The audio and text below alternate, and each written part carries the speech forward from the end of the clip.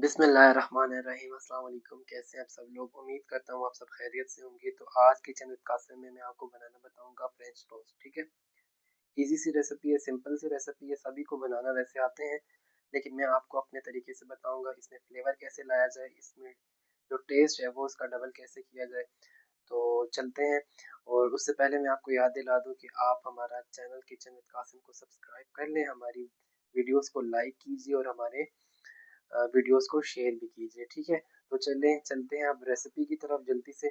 तो इसमें सबसे पहले आपने बाउल लेना है, उसमें आपने 2 अदद अंडे शामिल कर लेने हैं। ठीक है, अच्छा यहाँ पे आप एक बात का ख्याल रखिए, अंडे आपने अलग-अलग करके सेपरेट किया करें, गर्मी है क्योंकि ख़राब भी हो सकते हैं। ठीक है, तो यहाँ पे हमने बाउल में 2 अदद अंडे शामिल कर लिए हैं और इसके साथ हम शामिल करेंगे इसमें 2 से 3 चम्मच के जितनी चीनी। ठीक है, चीनी आप रेगुलर भी यूज़ कर सकते हैं और उससे पीस कर भी इसमें शामिल कर सकते हैं। ठीक है, और फिर इसमें 1 चुटकी के जितना आपने नमक शामिल करना है और फिर इसमें जाएगा सिनेमन पाउडर, दालचीनी का पाउडर।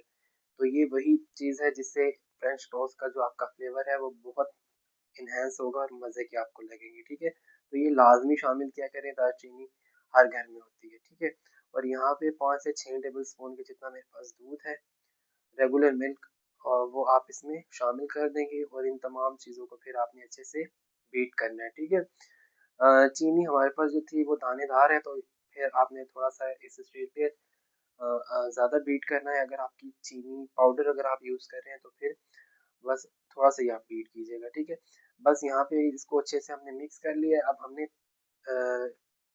एक खुले मुंह वाली प्लेट ले लेनी है, तो उसमें अपना ये सारा बैटर इसमें डाल लेना है ताकि इजीली हम इसमें ब्रेड रख सकें। ठीक है, तो ये आपने फिर ब्रेड के पीसेस ले लेने हैं, तो ये आपने ब्रेड दोनों तरफ से इसमें डिप करनी है अच्छे से। ठीक है, तो फिर आपने इनको निकाल लेना है, फिर आपने तवा लेना है। इसको आप बटर में भी बना सकते हैं और देसी घी में भी। ठीक है, यहाँ पे मैं नॉर्मल आप घर के ऑयल में भी बना सकते हैं। ठीक है, तो यहाँ पे मैंने इसको फिर मेरे पास देसी घी था उसमें मैंने ये फ्राई कर लिए हैं।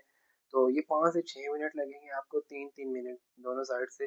बिल्कुल स्लो आंच पे इसे कीजिएगा, तेज़ आंच करेंगे तो ये जल जाएगा क्योंकि अंडे का कुकिंग टाइम बहुत कम होता है, तो वो जल्दी पक जाता है। ठीक है, तो इसी तरह मैंने ये सारे फ्रेंच टोस्ट बना लिए थे। तो ये इजी सी रेसिपी है और ये देखिए ये हमारे फ्रेंच टोस्ट जो है वो रेडी हो चुकी है। 5 से 6 आपके जो है ना 2 अंडों से बन जाते हैं इजीली। ठीक है, और फिर ऊपर ये मेरे पास शहद है। ठीक है, अगर आपके पास मार्बल सिरप है या फिर अम, अ, आप वो ऊपर से ड्रिजल कर सकते हैं। मेरे पास शहद था तो मैंने इसके ऊपर शहद डाल दिया। ठीक है, इससे एक मज़े का फ्लेवर आ जाता है।